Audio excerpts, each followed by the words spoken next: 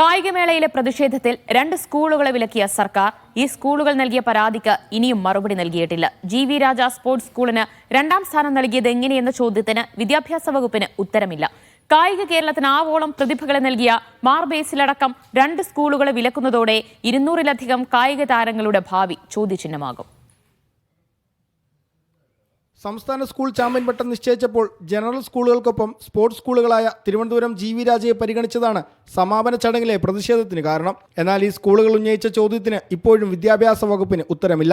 General സ്കൂളുകൾക്കൊപ്പം sports സ്കൂളുകളെയും champion പട്ടത്തിന് പരിഗണിക്കുമെന്ന് school മാനേജ്മെന്റുകളെ അവസാന നിമിഷം വരെ സർക്കാർ അറിയിച്ചിരുന്നില്ല. സമാപന ചടങ്ങിൽ 2ാം സ്ഥാനക്കാർക്കുള്ള പുരസ്കാരം ജി.വി. രാജ ഏറ്റുവാങ്ങിയപ്പോഴും നാവാമുകുന്ദ തിരുനാവായി തന്നെയായിരുന്നു ഔദ്യോഗിക വെബ്സൈറ്റിൽ ഉണ്ടായിരുന്ന പട്ടികയിൽ 2ാമത്. പ്രതിഷേധം ശക്തമായതോടെ രാത്രി വൈകി വെബ്സൈറ്റ് വിവരങ്ങൾ നീക്കി. ഇപ്പോഴും പുതുക്കിയ പട്ടിക സൈറ്റിൽ പ്രസിദ്ധീകരിച്ചിട്ടില്ല. ജി.വി. രാജ എങ്ങനെ 2ാം സ്ഥാനക്കാരായി എന്ന ചോദ്യത്തിന് വിദ്യാഭ്യാസ വകുപ്പ് മറുപടി നൽകുന്നില്ല.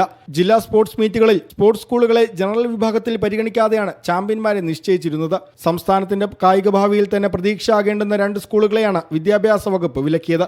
അടുത്ത വർഷം സബ് ജില്ല മുതൽ ദേശീയ തലം വരെയുള്ള സ്കൂൾ മത്സരങ്ങളിൽ ഈ കുട്ടികൾക്ക് അവസരമുണ്ടാകില്ല.